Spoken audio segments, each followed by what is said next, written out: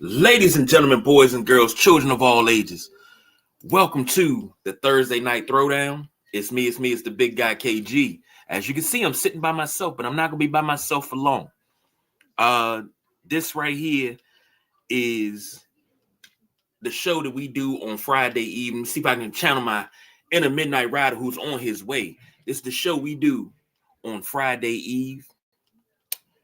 When you go into the office tomorrow and you're surrounded by the Keurig and you're going to hear the guy that's always stealing people's lunches talking about, hey, did you guys watch Sideline Junkies Podcast Network last night? And then Carol from accounting going to come down and say, yeah, I caught it. And then Robbie from HR going to come down. Yeah, we need to talk about you stealing them lunches. But yeah, I caught it. And you know what everybody's going to be talking about? The Thursday Night Throwdown. Yeah, baby. I'm trying here. That's my inner midnight rider there. But as you can see, this is the Thursday Night Throwdown. Welcome. We got a lot for you tonight, man. This is where we've been planning this for a couple of weeks. Get it off your chest when it comes down to the Commanders and their season and how you felt about it as a fan base, how you felt about it, overall period. So that's absolutely one of those things that I can't wait to get into because, it's going to be some hemming and hawing, some bitching and complaining too. So, we're going to put it there where it's at. But most definitely, this right here means the world to me right here. The Midnight Rider said I did good. That means the world to me, man. I ain't even gonna lie to you. He'll be joining soon, so you're gonna be expect to see him running off from the wings and sliding across the stage like he Eddie Kane Jr. And I'm asking where Bobby at. I don't think he know where Bobby at, but let's do it. A little bit of breaking news. The Ravens have picked their coach. Do I agree with it? Not at all. You have so many, for lack of a better term, sexy candidates. I'm trying to pull it up here. You have so many sexy candidates that you could pick from, and you choose Jesse Minter, who is a former Chargers DC, to replace John Harbaugh. Now, I'm all for giving, the young assistants and things like that, their first shots. And what's happening, Josh? Highly opinionated. What's happening, brother? I'm all for that. Now, if I got to choose who I'm gonna pick, I don't know if I'm picking Jesse Minter to lead this Baltimore team because they need somebody like a Brian Dable. And what Brian Dable did with Josh Allen, imagine what he would do with Lamar Jackson. Okay? That's one thing. Now, Jesse Minter, he's a young cat and a lot of young coaches. He's only 42. Went to Mount St. Joseph, was a wide receiver. He was a defensive intern at 06 for Notre Dame, graduate assistant for Cincinnati from 07 to 08. Indiana State from 2009 to 2012. He was the linebacker coach and the defensive coordinator. Went to Georgia State as a DC. Was with the Ravens as a defensive assistant and from 17 to 20, assistant defensive backs coach, and then the defensive backs coach in 20.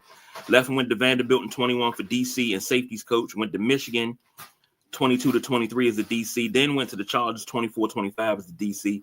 So he comes back to the Ravens in 26 as a head coach. And he's a national champion in 23. I believe that is with Michigan. So, he got some championship pedigree, first head coaching job. Perry checking in. He said, kept it in the family, came from Ravens coaching staff. True indeed. The boss says, y'all are super high on Dable. But here's what killed Dable in New York. he didn't have the personnel. You lose Saquon, you got Danny Dimes. Danny Dimes had more of a running game by himself than he did with Saquon. That's a problem. You didn't have receivers. It was so much that killed him in New York. Yes, I'm going to be high on Dable because I know Dable has an offensive mind and he's going to make a better offensive coordinator than head coach sometimes. But right now, it's like you gift wrapped it and you give him Lamar. Imagine what could happen. Josh says, Jesse Minter is fine as long as Cliff Kingsbury is the OC. Now, if Cliff Kingsbury goes up 295 and becomes the OC in Baltimore instead of getting a head coaching job, I'm gonna shake my head on that. But if it happens, remember you heard it here first. And Perry said needs to build a good staff and he knows the building. Yeah. And you know what you do? You build a good staff with veteran coaches and things of that sort. And guys that know how to play the game, know how to coach the game. So, hey, Josh, I agree with that. Dable going to Buffalo. I feel the same way. I've been feeling like that Brian Dable was going to go back to Buffalo and him and Josh are going to make that magic. And he's going to wind up being the one that takes Buffalo over the hump. So I'm just going to say that there. And speaking of Buffalo, I've had such high praise for that team. They were my Super Bowl pick. So it's disappointing that they didn't get there. But again, I don't think McDermott was the problem. But yeah. There's still a couple of good coaches out there that don't have a home. And if you can find it in your heart to give a good ball coach a home, you got Arizona, you have Las Vegas, Buffalo, Atlanta's got their guy. You got a couple of different places to go. So, also breaking news. This may not be big, but it's big to me. Christian McCaffrey has been nominated for MVP. Now, what's crazy is with all the injuries he suffered, he's still in the MVP race. But I think he's just a token horse. Because if it winds up somehow, some way that Matt Stafford does not win this MVP award, only other person that could take the MVP award from Matt Stafford, only person that could take it away from Matt Stafford is possibly Sam Darnold. Possibly. Other than that, nah. They said, I hate Atlanta decision. I hate Dallas DC choice. I hate the Atlanta decision too. We talked about that on Tuesday a little bit. And I talked about Stefanski. I said, I don't really have any faith in Stefanski because he rubbed me the wrong way. But I also understand that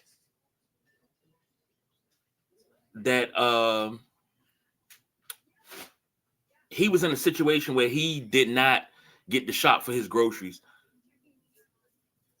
I know. I'm paying attention to the wrong stuff instead of paying attention to what I'm saying. But he was in a situation where he didn't get the shop for his own groceries. Now, the question is he going to be able to shop for his groceries in Atlanta? And with Penix coming back off that knee injury, you got Kirk Cousins. But are you going to nurture Penix? That's the question I have for Stefanski. You can take your time bringing him back. You got Kirk in the building. Are you going to nurture Penix? Because you got Drake London and them guys. It could work. He says same can't get it. I don't think the defense and the running game are the catalyst. That's what everybody says. You got to play complementary football. And in this in this era, you have to play complementary football. And you were talking about the Dallas DC Christian Parker from the Eagles. Here's something that I like. When Dallas makes moves like this, when they hired Brian Schottenheimer, if you are familiar with the Temptations miniseries, when Dave Ruffin and Flynn was in the limo, and he said, Barry Gordy jumped up and was like, "Yes, David, yes." That's what I do when Jerry makes moves like this. Yes, Jerry, yes. I will applaud your toxic behavior all day long because it makes me so happy to see y'all lose. And I don't think it was a good choice, but who am I? Who am I? This is it's a Cowboys move. And one thing we always say on this show, as long as Jerry Jones is running the show in Dallas, they're going to continue to do what they do. And for those of you that are uninitiated, let me give you a little history lesson. When Dallas was winning their Super Bowls, that team, when Jerry Jones took over in '89, the first thing he did, first order of business, and this is where he cursed himself at, he fired the legend in Tom Landry. No, unceremoniously, matter of fact, he fired him. You bring in Jimmy Johnson. Okay, you go 1-15 in '89. 90, you do a little bit better. 91, I think you make the playoffs in 91. 92, you make it to the Super Bowl win. After probably the greatest trade of all time of trading Herschel Walker. 93, you repeat. Win the Super Bowl again. But then you get drunk and you have words with your Super Bowl winning coach who pieced this roster together. You let him buy the groceries. He did it, but you were mad because you weren't getting the daggone kudos and the pats on the back. That's where it all died. Ego is what kills Jerry Jones and his business aspect. As far as selling the Cowboys brand, he is astronomically head and shoulders above the rest. As far as putting a winner on the field, he does not know what he is doing. One thing you have to do in business, whether it's sports, whether it's in the boardroom, whatever you're doing, you can be the richest man in the room, but you got to have the smart people working for you. Everybody in the room has to be smarter than you that you have working for them. He does not have football people working for him. He has yes men working for him, and that's why they make moves the way that they do. When you know a Troy Aikman is getting older, why not draft a quarterback? Never did. You bring in a Quincy Carter, a Matt Stoner, what's the dude? Drew Henson. You know, Emmitt Smith's getting older. You bring in Troy Hambrick. You never prepared for the future. If you would have kept the line going, Dallas would have never had 30 years of a fall off. You have bright spots here and there, but Dallas is messed up. And this D coordinator position, this hire right here proves how messed up they still are. I'm just calling a spade a spade. You can call me a hater. You can call me what you want to call me. Just don't call me too late to dinner. But this is the truth. This is the truth. I don't understand owners. Yes, you own the team, but I don't understand owners that meddle in football business when you don't have a football background, i.e. Jerry Jones, Daniel Snyder. He did it for a long time. Let the football guys do what they do. You worry about the business aspect. One thing about the late, great Jack Kent Cooke, he would tell Joe Gibbs how he felt. And then he'd say, in one instance, he told me, he said, well, shoot, I just got bought out of this company and I got $18 million and I don't know what to do with it on taxes. But I'm not going to hamstring you. I'm going to let you do what you do, but I'm just telling you what I think. And he left it alone. That's how you be an owner in sports. I'm going to tell you what I think, but I'm going to leave it alone. I don't want to, if I'm the owner of any sports franchise, I don't want to be on the phone in the war room making fake calls. I don't want to do none of that. I want to sit back in the corner. Hey, you guys good? Y'all got who y'all want? Okay. Just tell me how we need to work the money. We got it. But that's that. Then it says all facts, plus there was no salary cap when we were winning. I mean, what was that? 92 was the start of Plan B free agency. So, you had that. But The thing is, look at the players you got for Herschel Walker. Look at the draft picks and the players you got. You got those things, and they made it work within the structure, but you wanted to be in Dallas. Is the crazy thing. You wanted to be in Dallas because they were building something. They built that. They stripped everything down to the bare bones and built it up. And you built the dynasty only to mess up. You know Jay Novacek was getting older. You don't bring in a tight end of Tony Gonzalez or something like that. You bring in an Eric Bjornsson. What? You never replace the parts. They didn't replace they truly replaced Michael Irvin after his injury until they got Dez Bryant. That's that. But it's just, I don't get it. I don't get it. And J Dub checking in, he said, I'm a Cowboy fan. The Cowboys not win again until there's no longer a Jones running the team. And that's going to happen. Midnight Rider. What's happening, brother? What's going on, man?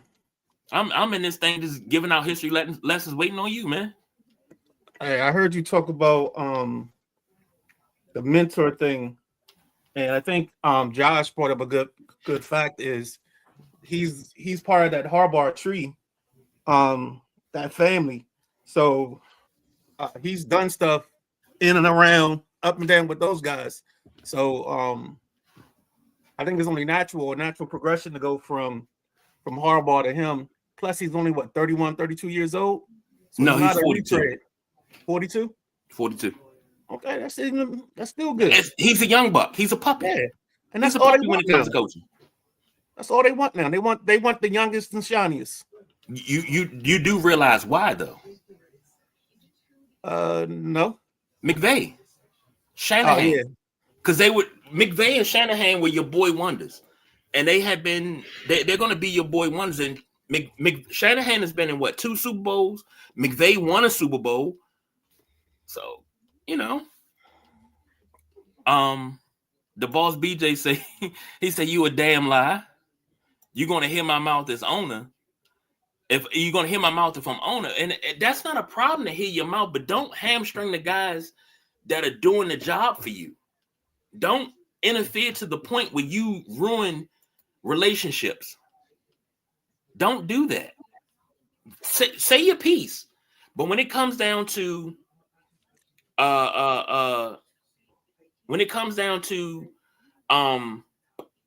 draft picks, I don't want my owner standing on the table telling me I should draft X, Y, and Z because he feels that that's who we should draft. But I don't want that guy. That guy's not going to work in our system. Hey, B, did you send Mo the link to the studio? Because I know he said he was going to jump in with us tonight.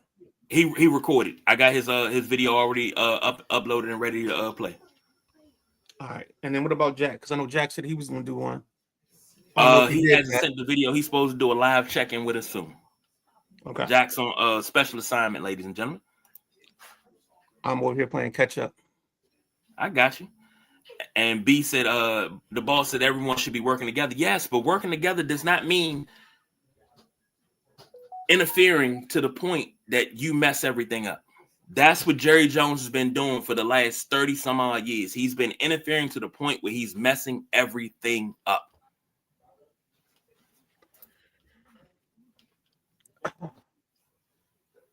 And Anthony said, who do you guys want them to hire as your OC? We already hired OC. Yeah, it was David Shaw. The kid, they just did a signing in-house. We heavy football already. What else you open with? You open with the hiring of the Ravens coach. Yes. What else? Just tell me what I missed. Get me caught up so I can. We talked about the hiring of Jesse Minter in Baltimore. Perry said about that being in-house, and we talked about that, and we talked about Stefanski being in Atlanta, and a lot of people don't like it. Yeah, but I think that's a better hire than they think, especially if one Kirk Cousins is your starter on opening day. That's where Kirk had his best years is in Minnesota with Stefanski, and that offense with Stefanski calling it. You got Bijan, Kyle Pitts, Drake London. You're gonna have a good offense. I think sometimes the problem in Cleveland was he just didn't have the parts. He didn't have the quarterback. You know, he had 13 quarterbacks in what 4 years. One season he had 5. One season he had 4, and then I think another season he had 3. So I mean, you do the math. I mean, that's just not a good recipe for success in that city period. And then your best receiver is Jerry Judy. Yeah. So I think him going to Atlanta is a win-win for Atlanta, and I think it's a win-win for him because I think he gets to fall back in the good graces of being an offensive-minded coach. I think the only thing he still has to shake a little bit is whatever people think about he was doing with Shador, whether they thought that he was trying to sabotage him or not. That's really the only thing we got on that. I think that's what I'm looking for. Are you going to do the same thing that pretty much got you ran out of Cleveland? But I said that about Brian Dable too. I said that was the thing with Brian Dable. He didn't have all the pieces he needed in New York. He didn't have a run game. His run game was Danny Dimes. Shouldn't have been.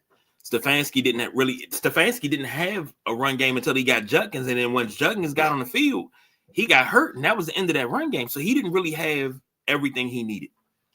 I'll give him that. Okay, I'm cool with that. I don't want to. I don't want a big Dable argument today, so I'll save that for later. Okay, I got that. Let me ask you this real quick. We got Arizona, Las Vegas. Who else is open? Arizona, Las Vegas.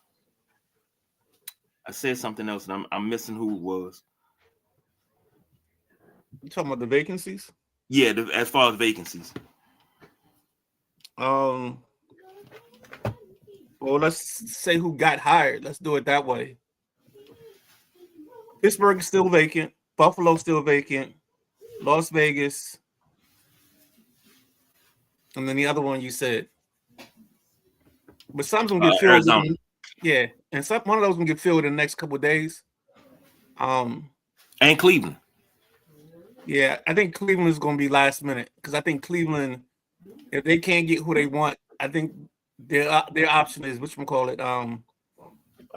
the defensive coordinator that's still there. You know who it is? The Titans' old coach. He used to coach Detroit. Jeez, hold on. I'm having a day now, so I ain't get settled. I know you, but let me ask you a question, and I want you to give me while I'm looking this up. I'm gonna ask you a question. I want you to give me your honest answer. What's the job that really makes you sit up in your chair? Huh? Jim Schwartz. That's Jim Schwartz. Okay. All right. What's the job that makes you sit up in your chair right now? Which one that has been filled, or the one that's which vacant job that makes you sit up and say, you know what? If I had a chance, I'd take that job. I mean, I'd be the oddball. I had Cleveland higher than everybody else. I think Cleveland would be a decent job because you got Tom. You can bump in with Shador for a year or two, figure it out for him, and then go from there. And last season they had one of the best drives in team history. So boom. I mean, I say go with them. You got the defense. All you gotta do is add a couple pieces, add some receivers in. I think they're fine. A couple receivers in the D line, O lineman. I think they'll make some noise. Okay. Let's get Jack jumped in real quick. All right. Ladies and gentlemen, on the road. It's Jack Hall. What's up, fellas? You hear me all right? Yeah, you good. Well, you way better than last week. Yeah, I'm set up here at the greeting desk over here at the front door. I got a little tripod set up. It's nice and still. Hey, practice makes perfect. You know what I'm saying? for sure. So what y'all up to? So we just talked about just recently just some of the breaking news from the day. Um, Hmm. the new hires. We haven't gotten into the Nats making the trade with Gore. Um, and then that's it so far. That's all I got. Okay. All I caught up to. Okay. KG had a Well, couple of shots with the audience okay. about some things. I'm back around the way. It feels pretty good being back around the old neighborhood. Bladensburg is currently leading Parkdale at the half, 32-22, but it's been a much closer game than that. Blade hit a couple late threes back to back that gave him that 10-point lead. Everybody's been so gracious and hospitable. Coach John Camara, the AD, Tiffany Clark, she's been amazing. And they promised me a tour of the facility next time I come out, man. It's my first time inside the new school.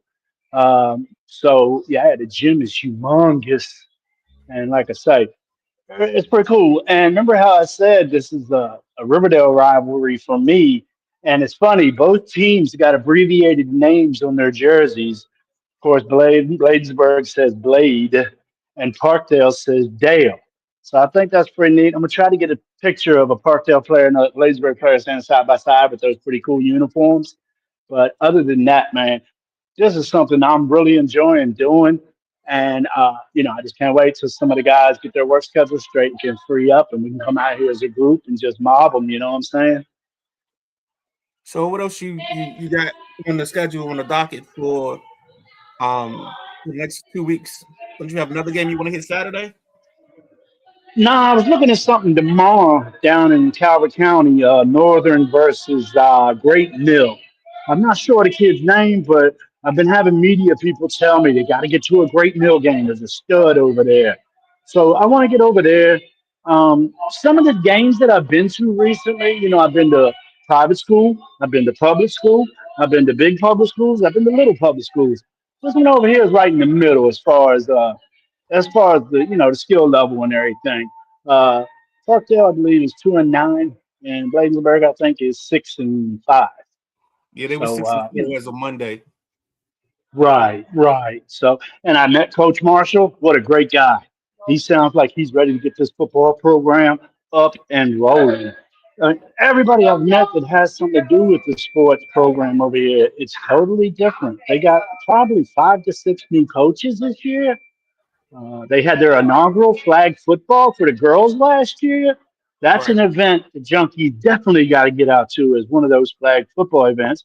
And it's during the same season as high school football. So just Yeah. networking, making friends. Okay. Do you want to start off or kick off the Commanders rant for us, or Yeah, I mean, I was thinking about it on my ride over here, Midnight Rider. And you know me and notes and writing things down, but they're all scrambled up here, and it's just my thought for the season. I didn't like the injuries. Lost Armstrong on the defensive line early. He was having a humongous season. First 5 games this season, he had some good sack numbers. Terry being hurt and the lockout, that kind of messed up stuff, in my opinion. I think lockouts can really be a bad effect on a program. Um, and then he started showing up at camp and wasn't even participating. That made me a little mad too. Uh, I don't, I don't know where Washington wants to go with receivers. I'm picking up Debo is pretty all right, but I would have loved to have seen Debo and Terry together accelerating, and them Jaden getting hurt a couple times. You can't go out there and win stuff with backup quarterbacks. So health, got to stay healthy. What's up with the training staff there with the Commanders? Do they got something to do with this? There's a lot of ifs, and injuries killed the Commanders this year. A little bit of coaching killed the Commanders this year. Witt wasn't a big Witt fan. Uh, I just think Washington, they still need to improve on the defense side of the ball. I know I mentioned Dorian Armstrong, but we need more dominant pass rushers than that. And as Midnight Rider said before, You know, some of these D backs and safeties, they all look good because they got a great pass rush. And he's exactly right. And it's tough for receivers to sit there and cover a guy for 8, 9, 10 seconds, you know? So I think Washington needs to. I would take an edge rusher #1. I really would. And I'd take another one probably in the third round. I'm excited for the draft and I'm excited to do mocks, Midnight Rider. Can you believe JC's ready to do a mock? That's 3 years in the making, baby.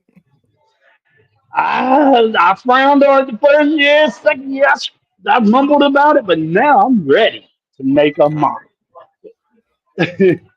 We'll get that schedule kicked out when we figure it out. I think we're gonna do 6 picks a show. You know how it goes. We'll figure it Yeah, out. yeah. Make it happen, man. Yeah, I want to do another draft show where we stay up all night and drink coffee. Yeah, yeah. I want one of those. That was a blast. We We were gotta, here we for gotta, four and a let's half, open up 5 hours. our, what's that? I said that was 4.5, 5 hours. It was, my ass was sleeping. It was bad. But I think maybe we incorporate some of our guys, you know, our guys that we got from our shows, bring them in for 45 and then kick them and bring another guy from our shows in. You know what I'm saying? I think that would be pretty cool. You keep saying guys with emphasis. You also say some of the ladies too, because maybe we Of can get. course, I was referring to how I say I got a guy. That's all I was I know, doing with guys. But I know. yeah, some of our chickadees can come in too. I ain't got a problem. So yeah. Um. Anything else you want to cover before we get out of here? Actually, if you remember your guest for Wednesday, let's knock that out. Let's give people a reminder who you got coming up this week. Okay, yeah, I had to come up, and I'm gonna use another sports term. I had to throw a curveball. I had Lou Groza Award winner, University of Maryland kicker Brad Craddock was supposed to be scheduled. He had a death in the family and needs to take care of some business. But I got to reschedule him for the week after next. Not a problem. So we moved Coach Rich Houchins up. Rich he's won championships at Carroll. He's won championships at Eleanor Roosevelt. I want to say he's got 2 or 3 state championships at Eleanor Roosevelt. He stepped away from the game about 4 years ago to get Right. some health things taken care of. I mean, I think I can put it out there. He put it out there. He got, hip replacement, knee replacement, some things that can make him walk the sidelines better. And I think he's planning on a return soon. Maybe he'll announce that on in the passenger seat this week coming up. I look forward to talking to Coach. All right, man. Well, keep doing what you're doing. I got I don't know if you remember this guy, the guy from MFVAI Sports. I think his name is Marvis or Mavis. He does the I remember recordings. you. He's been on the sidelines with you before.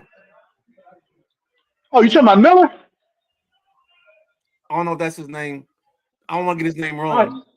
we'll talk more. I've been on the sidelines with a couple cats that know us because I introduce myself every time. In the passenger seat, Sideline Junkies Podcast Network, and sometimes people, oh yeah, I know junkies. I'm like, nah, we ain't them junkies, Slim. And he's like, no, I know y'all. So yeah, there's some cats out here that know us.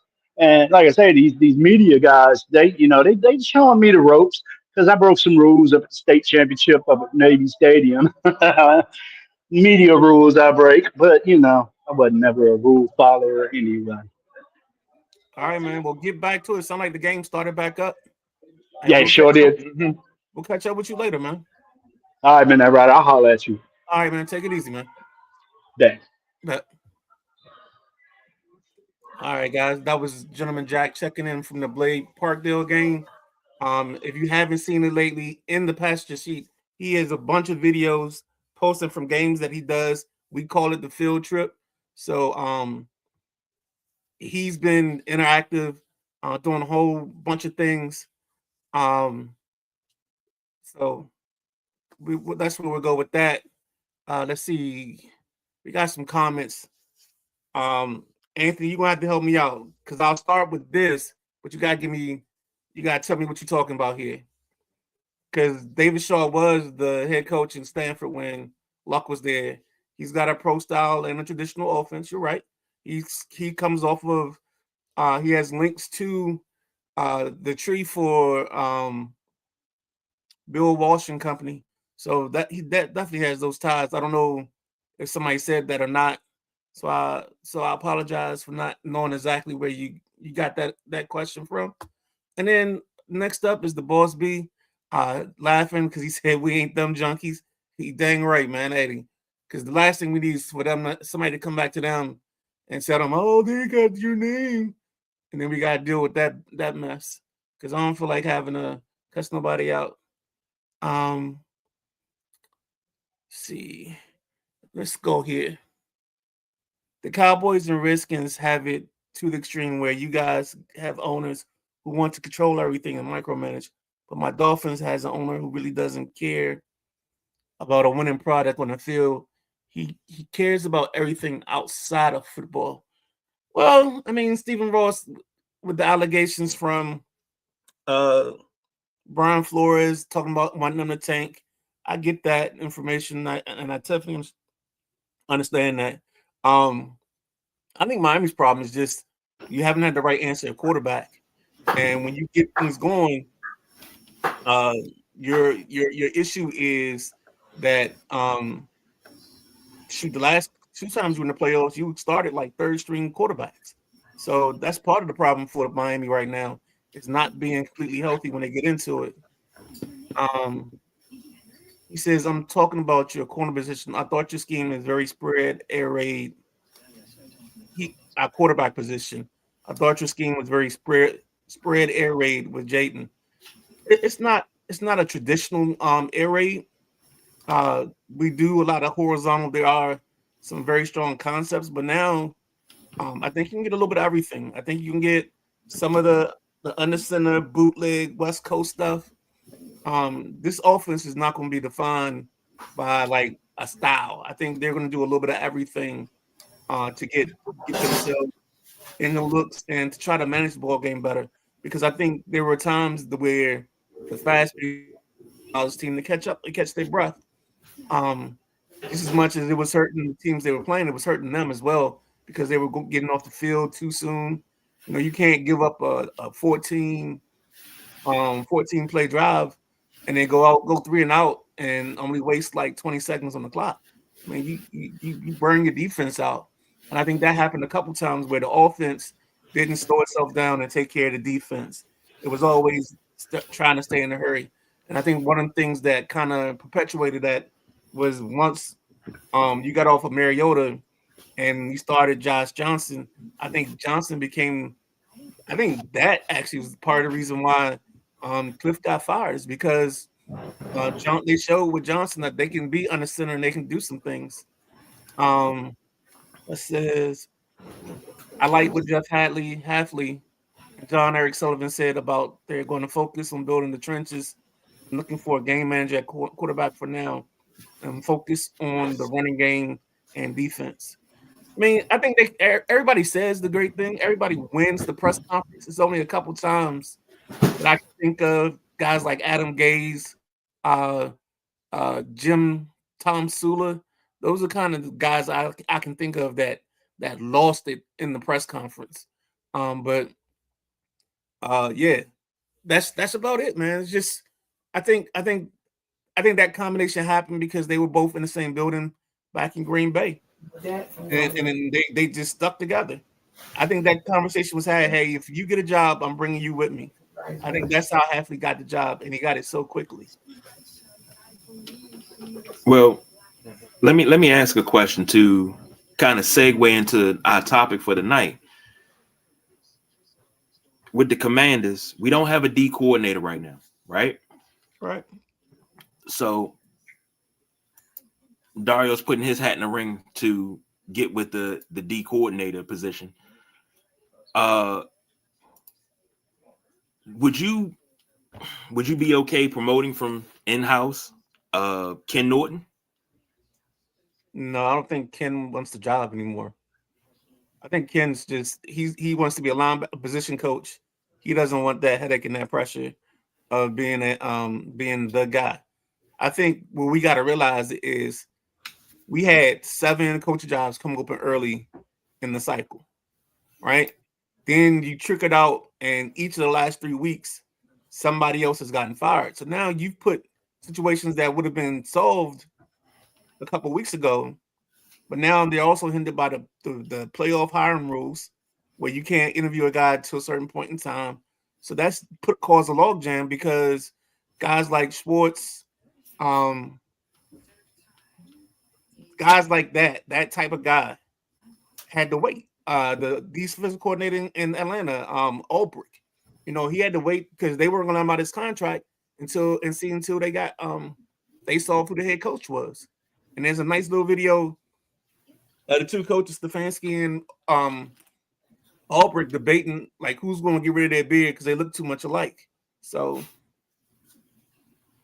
that, I mean, I hope that answers your question. But I think the Commanders fans in this situation have to be patient because there's so many other dominoes that have to fall first.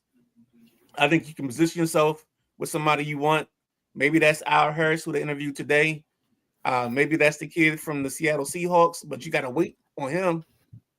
So, I mean, there's a lot of stuff going on, and it's not the same. Don't compare the OC search to this search because it's 2 different searches, and It's 2 different motives behind the search. I'm gonna say this to you. I'm gonna go ahead and throw my hat in the ring for not only defensive coordinator, but I'm gonna see if I can get the Cleveland Browns job. And I mean, it would only be right if I get the Cleveland Brown head coaching job. I mean, can you dust off your play sheet and come on up? I gotta call Jeff because the coach made that prioritized material, so I gotta get permission to uncork that and bring it back out. All right, man. I'm just checking from his stint with the Indianapolis Colts. All right, now break this down. Commander's Couch. How we gonna do this tonight? How we gonna roll with this? Let's get. I mean, I know we got a video from Mo, so let's get Mo's point of view. Because for us, I mean, since it's the 2 of us sitting here, we can just go back and forth with our point of view. If anybody else wants to jump in, any Commanders fans that want to sit on the couch and air your grievances, let me know. We'll shoot you the link, and then you just hop in with us and say how you felt. All right, let's move us to the side, and let's get this video rolling. And this is Mo, Commanders fan. All right, before I head out for my anniversary, shout out to my wife, Erica, if I married 11 years. If I would go out for this dinner, I gotta air my grievances. But before I get to the negative stuff, I want to just talk about the positives of, the rough season we've had, from the Jeremy Reeves, because when he came in, that boy made an impact. He showed you, why he was a Pro Bowl in special teams, and he should probably get a little bit more burn on next season at safety. A little bit more burn. He proved himself to be solid. The list is pretty short. Krosky, married, Bill. He's looking promising. Gonna need another back though, but he's looking promising. I think that might be it for the, for the positives for this season. It was a rough season.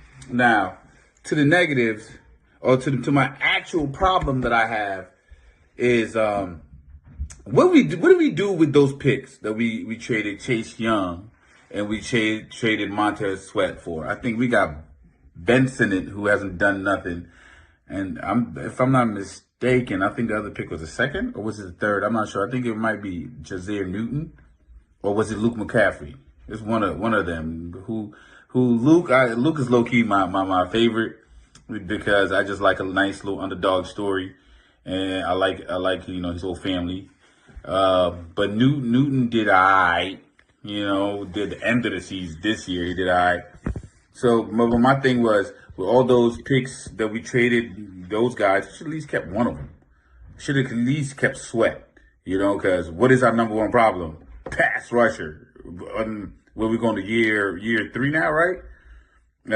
Since we got rid of him, so we still don't. Our biggest gap is pass rushing, So we already know with that 7 pick, man, Bailey or Bain gone off the board easily because that's a team need, So those are my first things I got. That's organizational, and then with Adam Peters, it's like, all right, you did all that and made that splash, traded all these guys, but it's like those picks haven't turned out to be anything impactful. Actually, we still have the same gap. So now we know this year we got to be heavy on defense, and we also gonna need another legit wide receiver because I know Debo not coming back.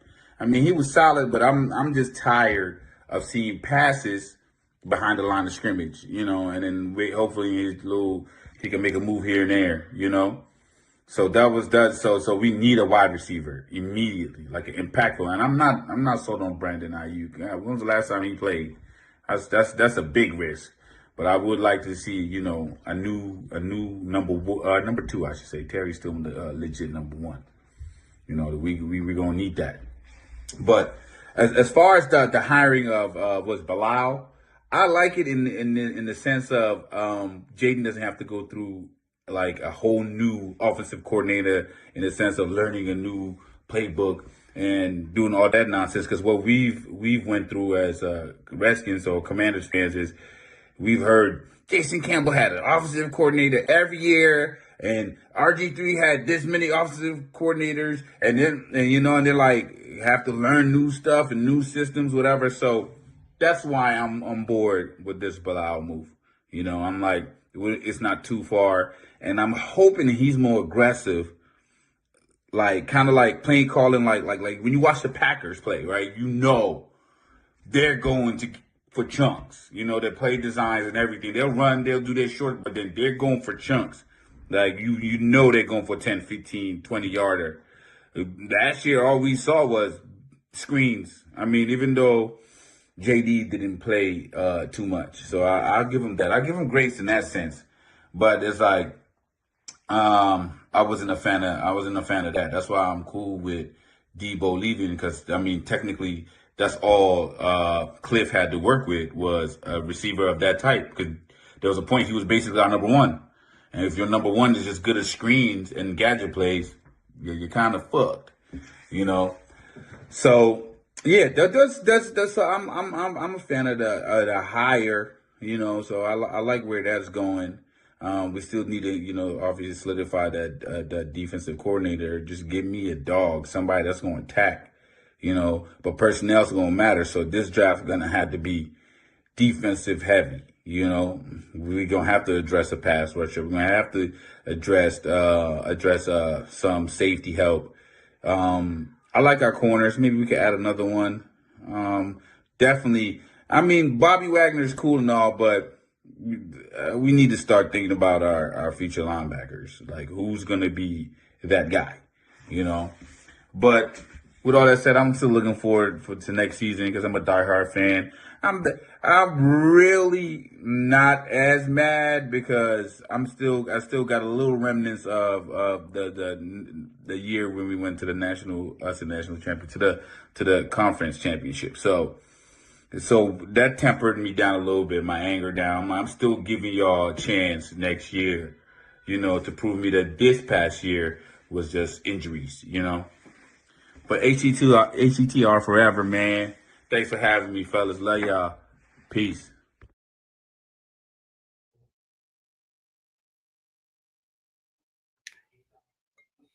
That's what's up, man. That was I keep messing up his name because I just looked down and saw Anthony's name. That was Mo giving you his thoughts on the Commanders season. Part of the therapy session that is this Commanders couch. Should have brought me a notebook and a pen and do my Brian Gumble whenever people start talking. Let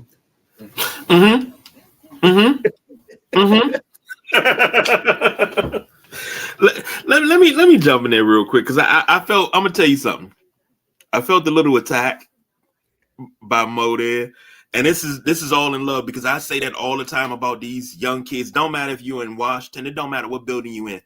When you got a young quarterback and he has to get a new coordinator every year, every other year. He has to keep learning offense. We call that Jason Campbell. We say that all the time around here, and I've been saying it for the past almost 8 years now. So is the boss BJ, but that's how I feel. I don't want my young quarterbacks to go through that. So, you do know Jalen Hurts has been in 5 offices in 5 years, right? I'm just asking. Did you know? No, I didn't actually. I'm being honest with you. I did not know. Yeah. I did not know that. Yeah, this will be his 5th. Well, I guess. I mean, if I can ask you a question, your bright spots for the Commanders this past season. I'm gonna say one thing before I start with my bright spots. Every time I watch this team play, I never felt like they had the same energy from the year before. Like the way they would like the year before, if a team went down and scored 7 on us, we put together a 10-play drive and get the 7 back, or we'd get 3. But then the next time we touch the ball, we might go and get 7. Like this offense never seemed unstoppable to me at any point. Whereas the year before, whether it was Cincinnati, those 3 weeks where they didn't punt at all, it just seemed like it was clicking. And I don't know what that was, but it just wasn't the same. And I noticed that from week 1. Like I said that even when they were playing the Giants, I was like, normally this team will respond now, and they didn't. And I just was like, all right, maybe it'll happen this time. And I was like, no, it didn't happen then. And then the Green Bay game was a mollywhopping. But you asked me about positives, so I'm gonna try to stay on note and on key. Bright spots, Krosky Merritt. I thought he gave you something that you didn't expect from a 7th round running back. And I think if he didn't have the fumbles, he would have had 1,000 yards this year. But I think that's one of the struggle. Bright spot, Chris Rodriguez, for a guy that was an afterthought, for him to put himself in the kind of shape he got into to play this year, and he played some good minutes. So that's another one that he may not have been perfect, but I think if you have your starting quarterback, again, you can hide some of the warts that's out there. I think we started seeing some things in the punt return game from Jayden. I thought you saw something in the kick return game from Luke. So I think those were all good options and good things. And I think those are things that they can build on.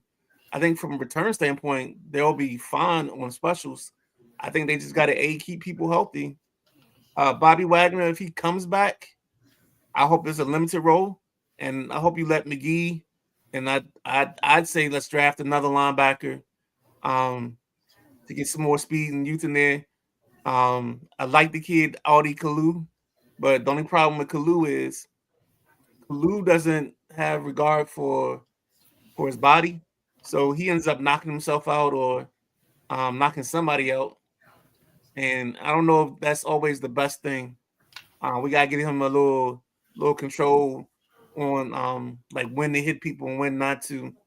Because you want a long career, you don't want to flame out in 3 years because you done knocked yourself out of the league. What else? What else did I like?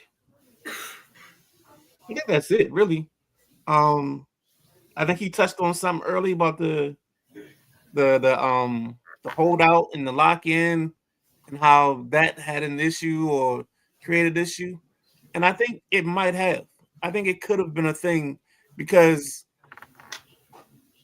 I think it caused a problem. And TJ, I see your comment. Do you want to jump in? And I can send you the link if you want in. And you want to say it instead of typing it up. But yeah, the offense struggled early on because I think they struggled because of that, and because I think guys had to think like if you treat him like that, how are you treating me? how are you going to treat the guy that you think is your franchise? You treat him one way, and then I mean, I don't know. So I think that's something. And while I'm on that topic, I'll go ahead and hit Terrence's comment. He says, "I'm gonna say something that some may consider a hot take. Terry holding out and getting bad advice from his agent and circle jacked up the continuity of the offense and doomed the offense from the get go." I would, but you know what, TJ, I see that, but I give it two other. There's two other things involved there. You know, that line wasn't completely healthy to start camp. So, you know, Cliff had that one presser where he talks about not having people's feet on the grass and not spending enough time on the grass. And I think that is exactly what hurt them, was because they didn't spend enough time on the grass early on, because they didn't get those things locked in. I think the continuity was off the whole time. And it stayed off. It was like they never could get that that thing to make it work out right. You know what I'm saying? Um, what was your positives, KG? Well, if I had to go to my positive, I gotta agree with you. Bill Krosky Merritt was he's one of the bright spots on this team for 2025. I agree with what Terrence is saying, man. Like Terry holding out messed up a lot. And what Mo said about Debo, yeah, we didn't have the same depth of talent. It wasn't a well of talent, I felt, this season. And you said something that made hella sense. We didn't play the same way we did in 24. You Yeah, you know, didn't. we regressed to the point that we played like the 1994 Redskins, where our punter is the best player on the team. It's Tress Wade now, but back then it was Matt Turk. Only Pro Bowler we would have every year is Matt Turk. We didn't have, and I know I'm supposed to be talking about the positives. We didn't have. We lost Austin Eckler early. I didn't like losing him early, but it happens. Um, the receiving room, we didn't have De'Ami Brown. He was gone. Luke got hurt. Alameda Zacchaeus went to Chicago. And you know, we lost a lot in the receiver room. It just didn't how you say it, it's salute the curl. It just didn't quite curl over. But Yeah, another positive was that tight end room. I thought we had a really, really great tight end room. And I'm like, I think we're solid at tight end at least for the next 2 to 3 years. And that's just being generous and saying 2 to 3 because it could be longer. But for the next 2 to 3 years, I think we're good. I think you have to get a receiving tight end to replace Ertz. Even if that's just what he does. And that could come in the form of a draft pick. It could come in the form of signing a tight end free agent like Isaiah Likely, somebody that can just help the QB out. And just I don't know if he's making his screen debut, but gotta give a shout out to my boy. They call him the He Manimal. Is that correct? Yes, sir. Yeah, known this dude for a long time, man. Been trying to get him on the show. Glad he can give us some time. Right now, we just talking about the positives from the Commander season. I know you run the Facebook group, the Command Center. Hmm. So, and the group does a lot of good stuff. They do a lot. They do some get-togethers. But give me your thoughts, man. What you think? I would say you could definitely consider the offense a positive, seeing as how they didn't have much to work with this season, dealing with all the injuries and everything. Um, for the offense to be what, fourth in the league in rushing, Yep. um, finish the league fourth in the league in rushing, and that's basically without Jaden. I mean, because you consider how much Jaden played. He played in a total of 7 games, but maybe he completed maybe 4, and for them to still be fourth in the league in rushing without without a real feature back. I mean, it was a running back by committee with McNichols and Bill and Rodriguez, but still, I mean, most of that is quarterback runs too. But here's the ironic thing: if you take the quarterback runs out of it, that offense that was fourth in the league in rushing goes down to 22. Yep. So as good as we say the rushing game was, there's still something lacking in the running game. Like there's not that back that you can lean on. I don't know if it's Bill. It could be if he gets the fumbles corrected, but there's still something lacking in that running game.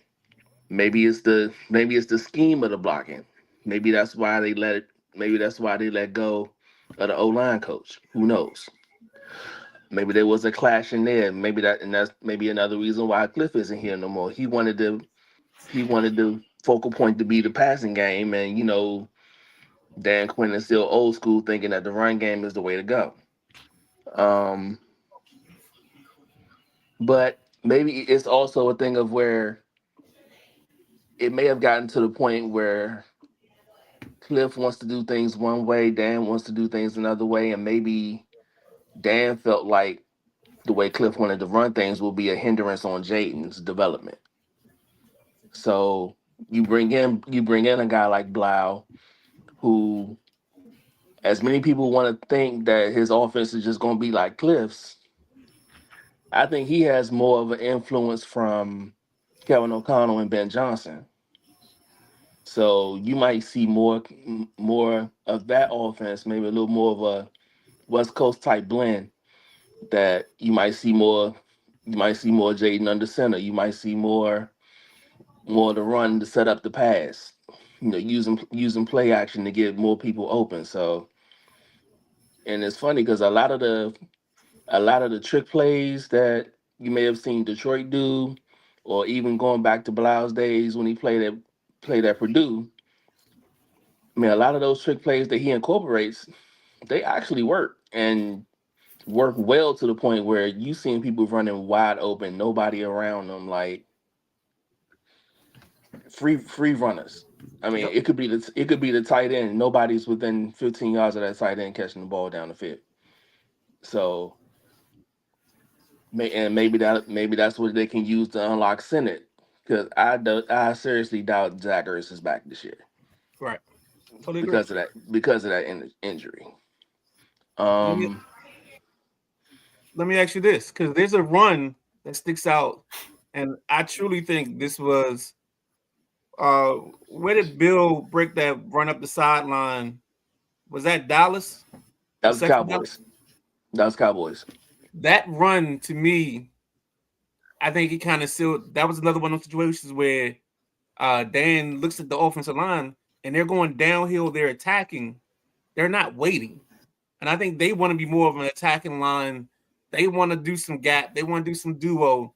And I think that's more of David's lane, because you talk about the Ben influence and the Kevin influence, as opposed to some of the stuff they were doing with Cliff. And I think that's where they struggled. And I think the other thing they struggled with too, in all honesty, was when you got down to your third, fourth, fifth receiver, um, those guys were terrible in the run game in terms of blocking. And Definitely. that the corners just got to shoot up and make plays because they didn't have to worry about getting beat. And secondly, they weren't getting blocked. So there were a couple times, especially the first Cowboy game, where you just could see that the play had no chance because they couldn't get to the outside. They couldn't get to where they was trying to get to. I mean, anytime you go into a game with Robbie Chosen and Chris Moore as your top receivers and thinking that the defense is going to be scared of them, I'm sorry, you're not doing anything. Exactly, I exactly, mean, and to make an offense even work with that, I mean, I don't know what more you wanted him to do. exactly. So before you get out of here, give me two things. Um, your plan or your kind of your thoughts for next season, and then what are we doing with the defense coordinator? You can do that in any order. So let's go DC first. Um, I think right now they just interviewed Al Harris, Right. the the passing game coordinator from the Bears. They just interviewed him. I for some reason I still think they holding out to interview Raheem Morris. Yeah. I'm not sure about. I mean, I'm not sure about that one because he's a name, but his defenses haven't really done much to me. I mean, unless you're just looking for a middle of the pack defense based on what your offense can do, I guess. But I mean, most of his defensive numbers have been in like the low teens, high mid 20s. Right. I mean, I Exactly. doubt I doubt that's what you want as a defense. Someone that's an intriguing name to me is Carl Scott. He's the DB coach for the Seattle Seahawks. Right. Um, I think getting him in could possibly bring over a few of the Seattle DB free agents like Tariq Woolen. Um, maybe a couple of other corners and safeties, maybe to pair up with someone like Trey Amos and Mikey Sanders still. Because truth be told, yes, Mikey had a bad year, but he's really like the only ball hawk you have on the defense. Right. I mean, they had a total of 7 or 8 interceptions, and Mikey had 4 of them. Yep. So as bad as he played, I think that was more about the scheme than it was the actual player. I think it's also the Um, like a pass rush. so you're looking at Scott, you're looking at Harris. I think Jonathan Gannon could be an option. Surprisingly, I think I can't think of his name. Patrick Graham. He was the former defensive coordinator for the Raiders. Raiders. Um, More known for his time with the Giants. I think he could be an option as well.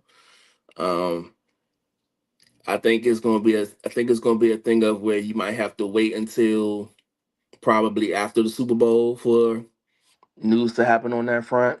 But we'll see. As far as next season goes, well, the first thing to look forward to is the new uniforms that'll be unveiled.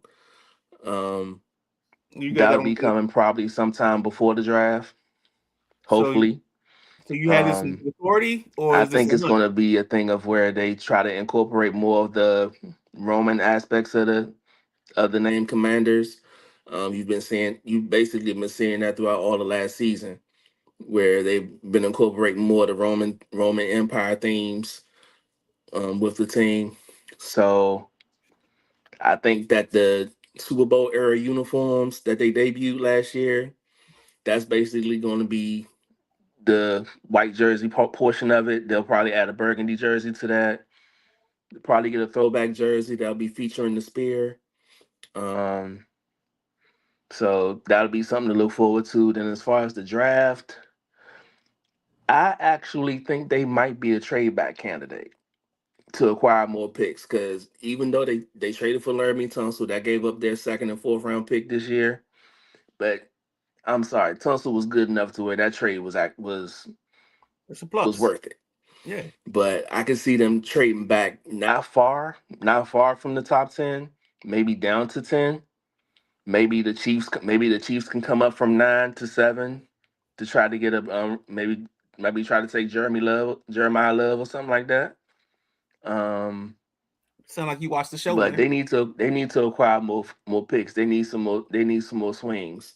They definitely need some more swings in the batter's box. So I can see them trading back, and depending on how free agency goes, if they want to spend some of that money that they're gonna have in free agency, because Lattimore's not coming back. We can pretty much put that on the board. That's gonna save them close to $20 million right there.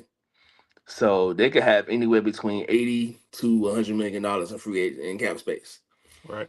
Um, a couple other moves that can make. I can see Deron Payne getting traded from anywhere between a third to a fifth round pick, depending on the team. Um, Maybe Andrew Wiley gets moved. I think he's a free agent. So there's moves that they can make where they can have anywhere between, like I said, 80 to maybe even 110, 120 million in cap space. Um, so this roster is going to look totally different next year. Totally different. I mean, you had a lot of guys on 1 year contracts anyway. So this roster is going to look totally different. How the team looks next year is mainly going to depend on who they hire as a defensive coordinator and if they can get anything out of the defense. If they can get anything out of this defense to look even remotely good, like they are actually pros, Right. then we could be cooking with something. If Okay. not, we're going to be right here next year wondering who our coach is going to be, wondering who the OC is going to be, wondering who the DC is going to be, Yep. possibly wondering who the general manager is going to be. I can't. We'll I don't see. think you can do that. I don't think Peters is going anywhere because he came in and inherited a mess anyway. But that could be on the table as well. So it's all going to depend on who that DC hire is and just how everything meshes in the off season and going into next season because Quinn cannot run a soft camp. Right. He cannot afford to run a soft camp this year. All them vet days and we're going to take it easy this day, we're going to take it easy that day. Doing all that didn't work. I mean, this is football. We gotta go ahead and get everybody ready to play. So that's what's going to determine how this next season is going to go. All right. I lied because I do have one more question. I want to double back to what you just said about the jerseys. So you Oh, think did they're you going to go do on away? mute? I can't hear you.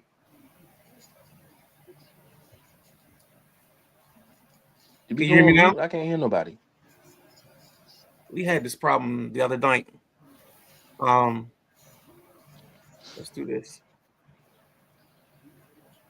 Go ahead, KG. Give your thoughts. Well, I love what Turn said. I with Lattimore can't come back. I feel like BJ with Josh Norman. If you need me to drive the U-Haul to wherever the hell you going, I'll drive the U-Haul. Like I'm down for it. They say you traded to Las Vegas. All right, load this U-Haul up. Get them up out of here. As a former defensive back, I think we have a problem in the defensive backfield because we don't have corners and safeties.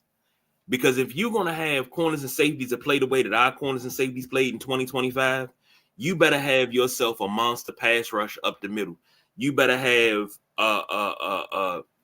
Deacon Jones on one side with LT rushing from the other side. You better have such a pass rush. The corners is sitting back there on the island because you're never going to get the ball off type thing. It's not going to work. Mm-hmm. And I would love in the first round, we got ourselves a defensive stud that could change the game with his play and actually came in, worked hard, and was an impact, not just his rookie year. I don't want a Javon Curse. I need somebody that plays like that every year for the next 10 to 14 years. Well, I'm talking double-digit sacks guaranteed, and we are in the top 5 every year on defense. I know I'm asking for a lot, but that's what I like. Let me ask you this. Mel Kiper just came out with his first mock draft of the season. He has the Commanders taking Miami edge Reuben Baines Jr. with the 7th overall pick. What you think about that? I'm down with it because he's a disruptor. I watched him in that national championship game, and the way he shed blocks and the way he sliced through holes about this big where it's just a sliver of light and he sliced through it to get to the backfield. I would like that. Only thing we got to do, we got to baptize and get that Miami, convict stuff up off of them. Baptize them right in D.C. But, we'll get Doc Walker to baptize them. But other than that, I would love to have him. I agree with what you said about Deron Payne because I always said Deron Payne should have been the one gone, not Jonathan Allen. And I got a big problem with the defensive line because I had such high hopes for this defensive line. because of having Von Miller coming in. We got Kinlaw. Who else did we get? I'm a big Eddie Goldman fan. Like Eddie Goldman's my guy because his dad is somebody that I wouldn't be sitting here if it wasn't for his dad, because I used to talk sports with his dad all the time. Close friend. And so I'm a big Eddie Goldman fan. Been a fan of his since he was at Friendship. I watched from high school all the way through the championships at Florida State to the through the NFL. But defensively, we got to do something because Kinlaw didn't pay dividends this year. Johnny Newton, when he was healthy, I'm with it. Here's the problem with Newton with two things real quick. I don't think anybody really understood how much the Dietrich Wise injury hurt. Because he was one of them guys. He really wasn't going to give you much on the pass rush, but he was going to definitely set that edge in the run game. So that injury hurt. Number two, I really don't think that this coaching staff understood how to play Johnny Newton. Because agreed. How do you wait until the second Dallas game to finally play him at 3 technique, the same position that he played at Illinois that garnered him all the attention that he got, that would have made him a first-round pick, that was supposedly going to make him a first-round pick in the draft? And you wait till, the 14th, 15th game of year 2 to play him at 3 technique? And you see what he produced, five, 7 tackles, 9 tackles, 3 sacks, 5 tackles for a loss. I mean, how do you wait that late into the second year of the season to finally play him at the right position? So it's like that automatically tells me this coaching staff is relying on the scheme instead of putting players in their best position to make plays. Agreed. Oh boy, you gonna have now UNK? Okay. So, I don't know. I mean, it's a lot that needs to happen this offseason, but it's a lot that's going to happen. It's a lot that should happen, and I'm just excited to see where it goes. We can't go into 2026 with Percy Butler as strong safety. Now, I know Mo was talking about Jeremy Reeves. Jeremy Reeves is a special teams guy for me. I've never seen him as a starting safety, but he proved me wrong. I will say that he proved me wrong. But we can't go into the season Percy Butler and Quan Martin as your starting safeties, or Jeremy Reeves. We can't go into the season like that. We need somebody. We need somebody else. We need something. We need a safety that's a hybrid who can play in the box, but can also cover as well. I mean, everybody's not going to be sideline to sideline. I'm cool with that. But we need corners that can actually play man, play zone, and not get burnt by mediocre receivers. It seems like I'm an old school Redskin fan, so I'm historic. It seems like whenever you need a play, you just pick on a Washington cornerback and you're gonna get the first down. In back in the day, it was like, okay, Darrell Green on the left, I'm gonna pick on the corner on the right. I'm gonna get this first down. And I don't want to live in that anymore. I want to get out of that. I want to have a corner. If I got one corner that's locking one side down, I'm okay with that. But we have no lockdown corners. We have no hard hitting safeties. Nothing. These guys they can't tackle. No, nothing. We got to figure out what's going on in the secondary. I think the right coach will make that happen. I think the other injury that people forget about is the one to Harris, the safety. Because I think if you watch the last part of the season, he was another reason why that defense, especially the secondary, played much better. It's because he was putting people in the right position. He was getting them set up right. So I think Quan has to either be the third safety or he has to be gone. I think you have to bring in somebody to be your free and go with that. I think Reeves showed you he can play it. I think another year of the Owens kid. So I think you're gonna have some things and some options.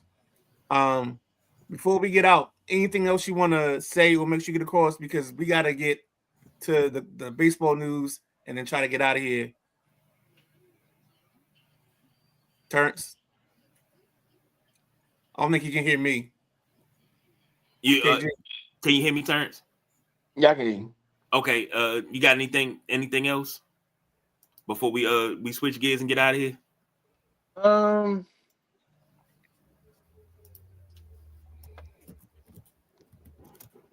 I think the last thing I want to say is something about is the new stadium. okay. I'm just a big fan of how they designed the new stadium. I just can't wait to see how it really looks when it opens, and I just like the renderings that came out. That's all. That's all. All right, man. Well, thanks for coming out. I don't know if you can hear me. Let them know. He said thanks for coming out, Terrence. Appreciate you. I love what you said about the stadium because everybody told me it wasn't possible, and now it's almost close. I've been saying it about 5 or 6 years. It's I beautiful. can't It's wait. holy. It's magnificent. It is, and the wild part about it is if you notice some of the other stadium renderings that have come out recently, like Tennessee and Cleveland, what's that, Buffalo, all of them pretty much look the same, except for it's like this. All the inside looks the same. The outside maybe have a couple of bells and whistles the other stadiums don't have. This stadium here, the Commanders' new stadium, is so DC. It's so DC. It fits in perfectly with the area, so I just can't wait to see it finished. Hopefully, it looks exactly how the renderings go. So that's what I'm hoping. Yeah, definitely, definitely. All right. It's been fun, guys. Man, I appreciate y'all having me on here. Hopefully, we can do it again soon. All Of course, appreciate you coming. right, fellas. All right All right, now. man. That Midnight Yeah. Rider, you said you got some MLB news, but go ahead. No. Before we get to the MLB news, just it's funny what he was saying because he said a lot of good stuff. Now I see, um, he fits more with you than he does with me. So I got to make sure I get some backup on the next couple of shows. Y'all got that old school mentality, and I Hey, ain't want to look, miss somebody who's on the show because when y'all were talking about corners, I remember a couple years ago I used to call a play. I used to say the offenses had a play called Hot 26, and that's where all you do is come out the huddle and locate Josh Wilson, and that's where you go. and So Josh Wilson was my guy.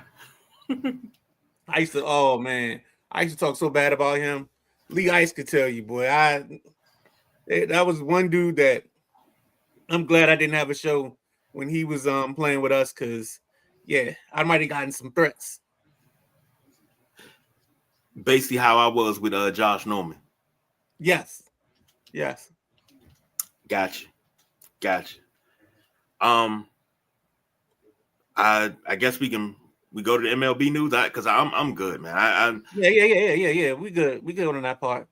All right. Dang, I wish I had a chance to upload the picture. So basically, the MLB news is the Washington Nats actually made a move today. They traded Mackenzie Gore to the Texas Rangers. In return, they received 5 players. When you look at the return, do me a favor and understand that the return you're looking at and the numbers you see beside these players' names is their team ranking. So like somebody might be the number 2 prospect, but he's the number 2 prospect in the Rangers organization. But he might be the 35th or the 45th prospect in the top 100 for baseball. So it should be like 2 numbers besides some of these players' names when you look at the rankings. Sometimes they'll do 2, sometimes they'll be lazy and just do the rankings that they have inside their organization. So that's one thing as a fan I want you to look at and understand what you're seeing. The second thing is they get a young pitcher who can. The way I heard it today was he's got 3+ pitches and he's got plus control. If he can be healthy, he's going to be, or he could be, a second or third starter, right? The shortstop that they got, he was drafted this past season, number 12 overall. He can actually, I think they say he's 6'3", 200 pounds. So the mold and the fit has him playing more shortstop than I'm sorry, more third base than shortstop. So that's another thing to keep an eye on. And then you got the other 3 guys are kind of like wild cards. The last of the 3 is a first baseman or DH. So keep your eyes out on that. But that's a situation that's something you might want to just keep your eyes on, because he could possibly be up this season, like sometime in the middle of the year playing with this team. So could the pitcher, I think his name is Rosario. But just a couple things to keep your eyes on. But the Nats did actually make a trade today and actually got a player and got some players back. All I gotta say is, you guys, be ready for 2028, because the way these teams are building in this area, I mean, the Commanders have a chance to turn around next year, but for this upcoming season. But the Wizards and the Nationals, you might get some huff and puff out of the Wizards in 2027, but 28 might be the year where it all has to come together. Because I don't know, man. I'm not optimistic too much right now. When's the last time we had that in DC where we were firing, all 4 cylinders were firing? I mean, I do remember a point in time where we had a 2-3 year stretch and I was sipping the Kool-Aid and You were. I'm hanging out the window talking about Titletown, USA, and here you are holding my shirt talking about, get your ass back in here. You and BJ, man, because you had the Nats, the Caps, the Mystics, the Washington Valor. We had 4 championships within the span of like 2 years. Yep. And I was like, this is Titletown, USA. We're winning everything. All we got to do is get everybody else on board. We're doing everything. And y'all was like, get your ass in here, sit down and close that window. You're embarrassing us. No. But when's the last time we actually had that? Honestly, I mean, all jokes aside, when's the last time we actually had that where we were firing on all cylinders? Think about it. You never had that because baseball didn't get here until 2005. So their peak was, the best year was probably 2012. Because 2012 you had the run by the Redskins, and you had the World Series run. Yeah. Of course, they lose Game 5 of the finals to the Cardinals in heartbreaking fashion, that divisional series. But you also have the Redskins.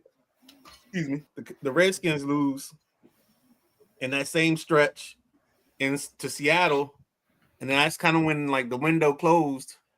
And then 2019, was that the Kirk year where we had a winning end and they didn't win it in with New York? I believe so.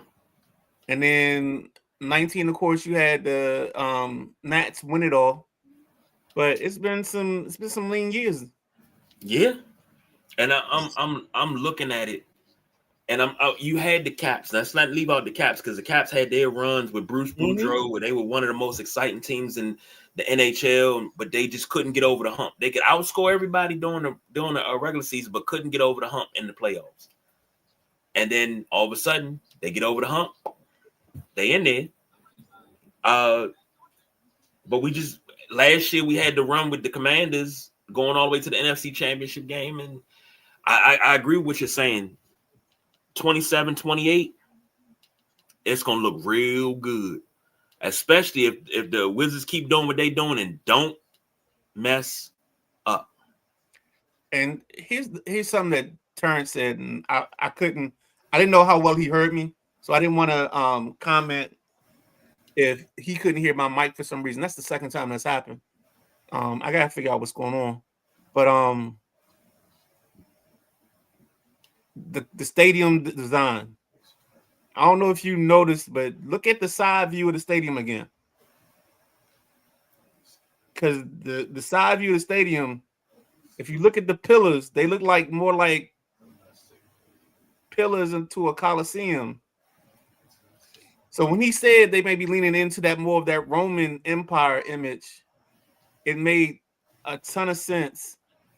Because they have used the spear, they do have that those images with them holding the spear and like looking like it's in the catacombs or something like that. So I can see that being something they lean into. And then the other thing, I think you get, if memory serves me correctly, and I got to go back to NFL rules for this, but I think they give you 3 helmets. So the question would be and what I wish he could have heard me ask him was, if you go do a burgundy feature, because I think they love the black. I don't care what nobody else thinks. I think they love the black. I think they love the Super Bowl edition. They may tweak the helmet a little bit to make it a little truer to what we're used to, but I think that's going to get a tweak, and I think the burgundy gets a tweak at some point. And I don't know if they do a Super Bowl edition, and we're just wearing Super Bowl editions for home and away, and then for 4 games of the season we wear the black as the throwback or the whatever it's called. I'm gonna tell you this: the renderings they have of this new stadium, and I said it when I first saw it. It gives a futuristic RFK vibe with the scoop in the middle, like what is that called? Cantilever is what it's called, and that's the way RFK was the first of its kind, but it became quote unquote one of the cookie cutter stadiums because everything was modeled after. Same thing with Camden Yards in baseball. Right. Everything was modeled after it was built. But I'm gonna say this: it's not overly big. It's just right. And I said this years ago. I said, if you build a stadium on the RFK site, you have to add a feature into this stadium where that lower bowl in the end zone rocks. You have to have that in there. There's gonna be some variation of that, trust and believe, because these are old school fans. Like, I think the one thing we keep forgetting is, like, this group has a plan. They're not just throwing everything together as they go to cover up for some other stuff or cover up from this issue. They have a plan in place, and they're going to execute their plan to the best of their ability. So that's why you're seeing the things you're seeing. You're seeing the steps that they're taking. So this isn't going to be rushed together. It's not going to be pieced together. Like, they've thought this out, and they know what the financial gain would be from this if they get it right. So early on, I think there's going to be tailgating, as they transition. Because I don't know if people remember, but at 2005, there wasn't, you had better views around Nats Park. But as time went on, you started getting building here, building there. And you kept getting cranes and things of that nature. And that's when it got built up. And what the city has to do is be patient and let them build the stadium in, and then start filling in the other pieces around it. And if you'll see, in like 5 to 10 years, you'll have another place similar to Nats Park where people can go and have fun and experience the stadium experience. Because you have that experience going along with what you have at Nats. And if the Nats ever just decided to win, you know how much they have down there already? You already got government buildings, you got people down there, and all they got to do is walk across the street to the game. Like, they're missing out on so much. And I know 2020 killed them, but they missed out on so much that they could have taken advantage of. They could have had this city by the throat if they just did things better. So hopefully today is a step in the right direction. But I wanted to make sure I got that in. There are other moves in baseball, but I want to talk about the Nats before we got out of here because we at 1:35. So I know the boss is ready for us to get this party over with.